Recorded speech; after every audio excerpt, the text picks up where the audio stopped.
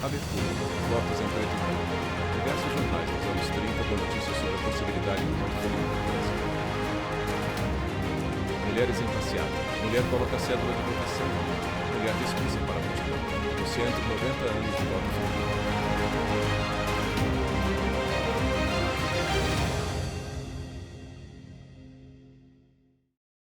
Mulher faz reconhecimento biométrico em local de votação. Mulher sai da cabine de votação. Hoje, um gesto comum. No passado, uma revolução. As mulheres não tinham direito ao voto. A elas cabia apenas o papel de cuidar da família. A implementação dos direitos fundamentais, em geral, como é o Maria direito Cláudia à igualdade, Gutianelli, ministra ela substituta sempre do se TSE. faz de forma gradual. E a conquista pela igualdade de gênero também é um processo ainda em construção. As mulheres não podiam votar porque, como elas se dedicavam a atividades domésticas, Lucy, como desembargadora do esposa, TJDFT. Mãe e filha, elas não tinham capacidade para exercer atividade política. Essa capacidade ela era reconhecida aos homens como chefe de família. Nós, mulheres, aqui no Brasil, Blay, estávamos sendo emérita subordinadas ou a um pai, ou ao marido, ou até mesmo a um filho. Né? A figura masculina é que determinava. Então, nós não podíamos aprender nada, ler, escrever. Então, tudo isso foi conquistado muito lentamente. Foto em preto e branco. Reunião feminina.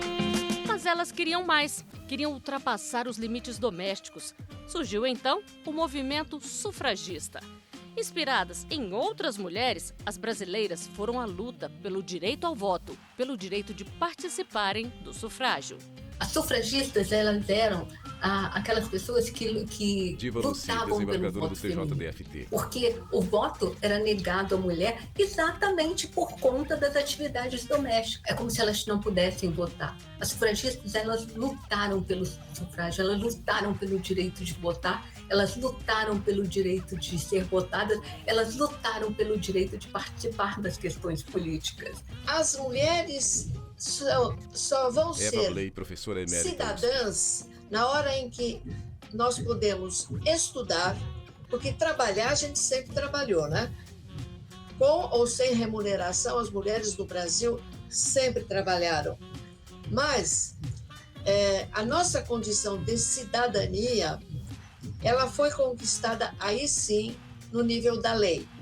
E aí nós devemos muito a Berta Lutz, que desde o comecinho do século XX fez um grande movimento, criou associações, federações, não sozinha, ela e principalmente mulheres já da elite, mulheres que já tinham uma certa autonomia, sobretudo financeira. Berta Lutz teve contato com o movimento sufragista na Europa quando estudou na Sorbonne e veio para o Brasil andando o país inteiro conversando sobre o voto das mulheres, a necessidade da igualdade também de cidadania das mulheres. Era uma atividade muito constante e muito Blay, professora forte. emérita USP. Por exemplo, a Berta Lutz, mais ou menos em 1910, sabe que ela pegou um aviãozinho e ficou distribuindo por via aérea panfletos conclamando as mulheres ao direito ao voto. E elas fizeram coisas incríveis. Trouxeram mulheres dos Estados Unidos, da Inglaterra, da Bélgica, e formaram associações internacionais, porque era uma luta das mulheres do mundo todo. Almerinda Farias Gama foi uma mulher negra que teve um papel de destaque na luta, né, nesse período sufragista, e certamente abriu caminhos para que a presença de outras mulheres negras no espaço político fosse possível. Né? Os estados tinham autonomia, inclusive processual. Havia os códigos de processo dos estados.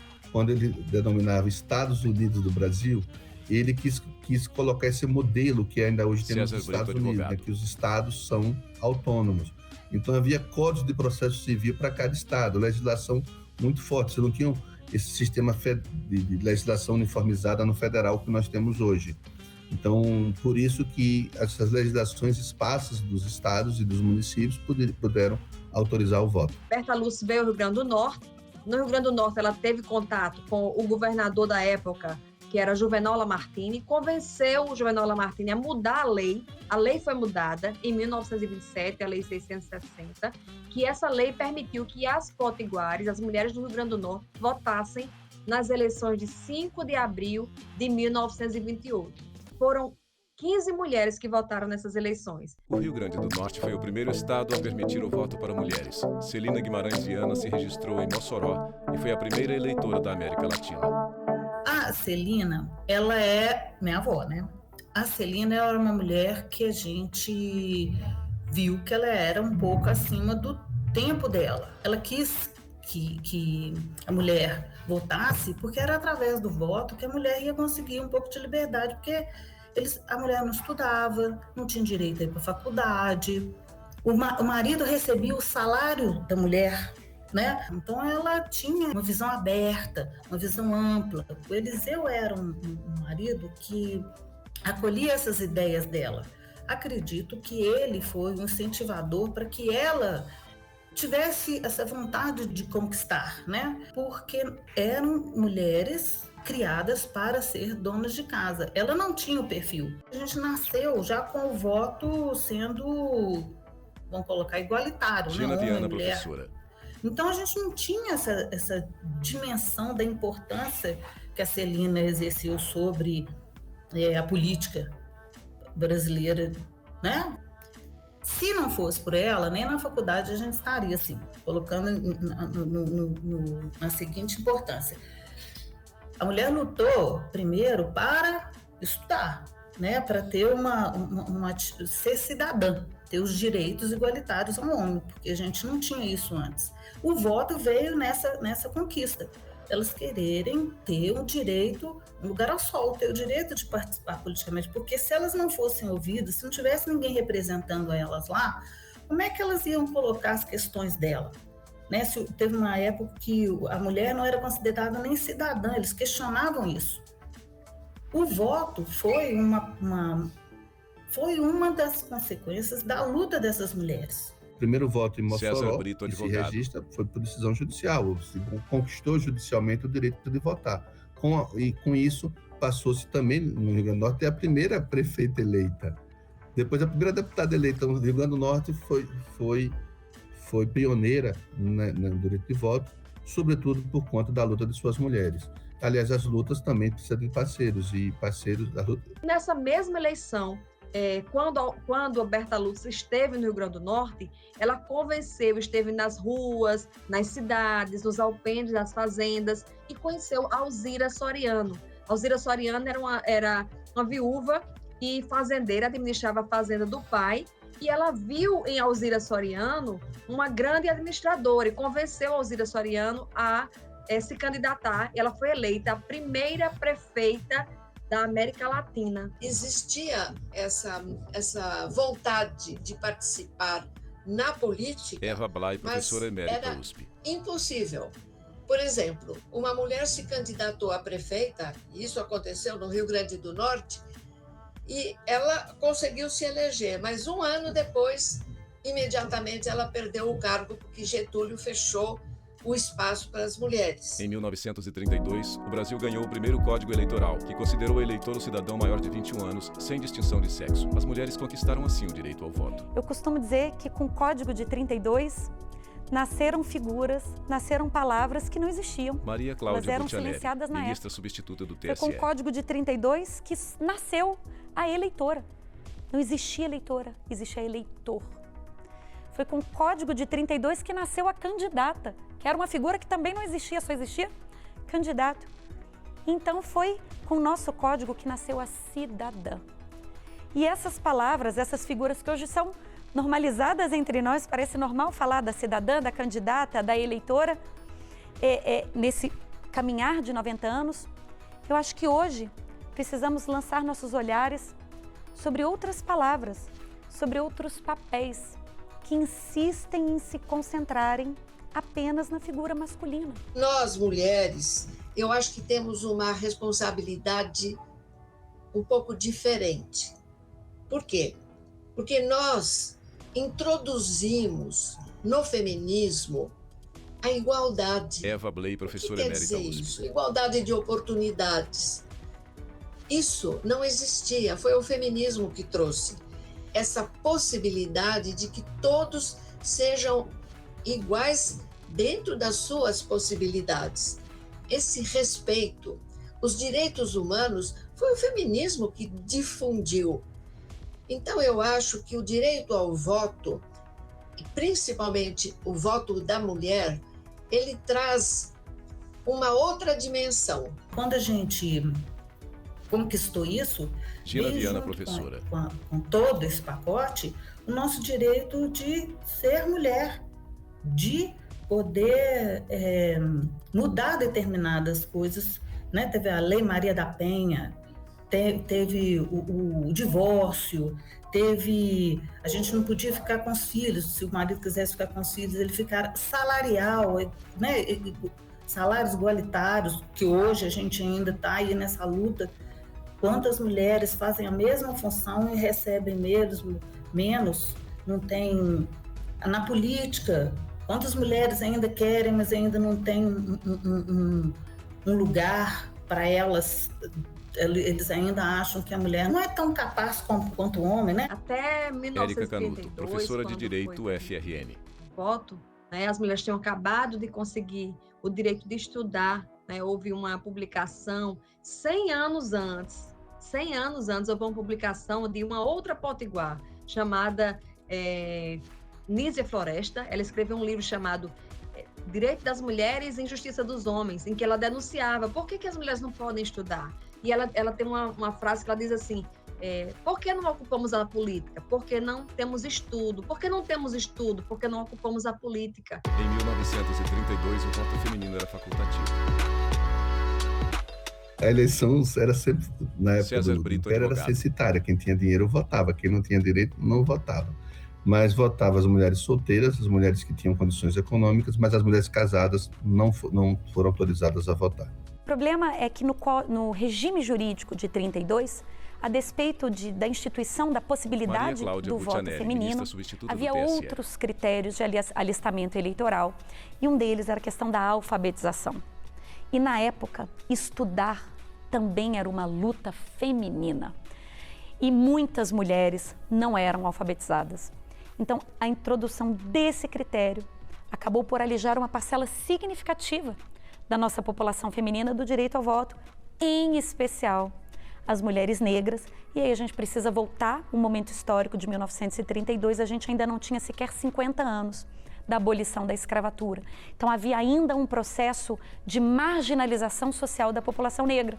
E a exigência da alfabetização acabou ainda assim perpetuando um certo grau de alijamento dessa comunidade. Com esse sufrágio feminino de 32, não se efetivou a inclusão das mulheres negras nas eleições, já que, de acordo com a decisão, apenas as mulheres Antônia alfabetizadas Quintão, poderiam do GLDS, votar. Instituto da Mulher Negra. E no Brasil, pós-abolição, essa não era a realidade para todas as mulheres, né? Principalmente para as mulheres negras. Na época da promulgação do Código Eleitoral, os indígenas tinham a sua cidadania limitada por questões da política indigenista de tutela e integração do indígena.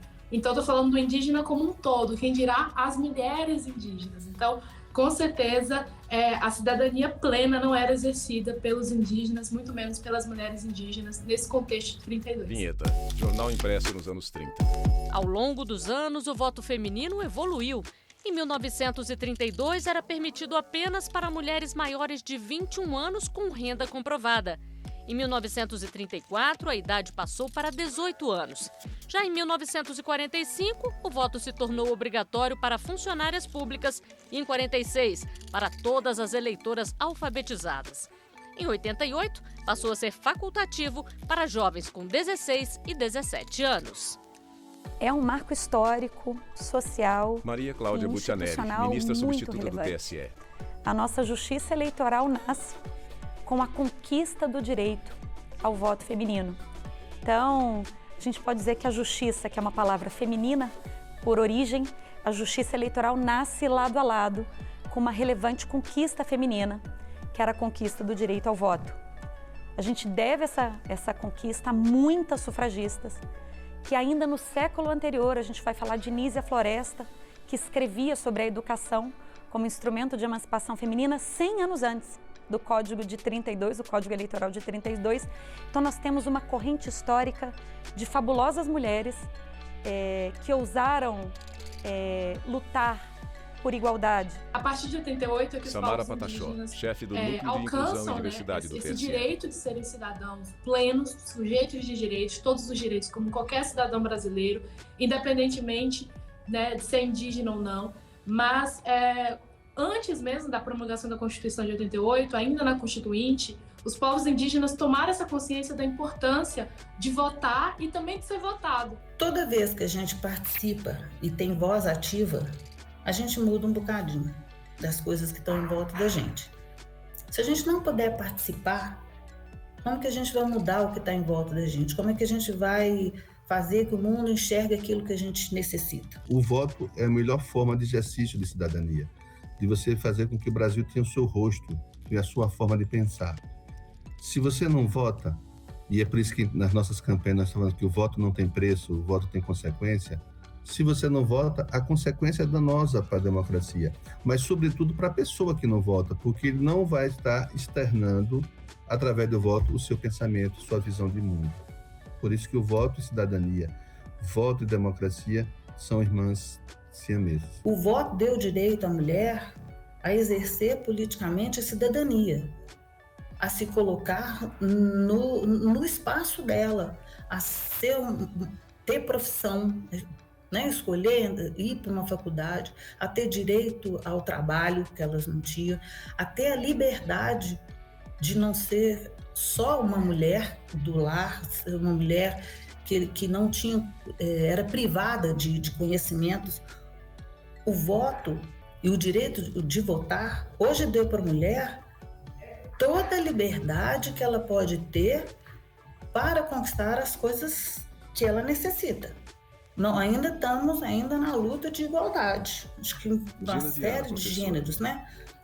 Mas o gênero feminino hoje, depois da conquista feminina, que está colada lá com a independência feminina, né? Com toda a luta que elas fizeram, hoje ela te dá o direito jurídico. Isso, para você, qualquer coisa hoje que você faça, se não fosse essa luta dessas mulheres ao direito ao voto, a gente não teria. E a medida é, quanto mais a gente luta, quanto mais a gente conquista, melhor para as mulheres.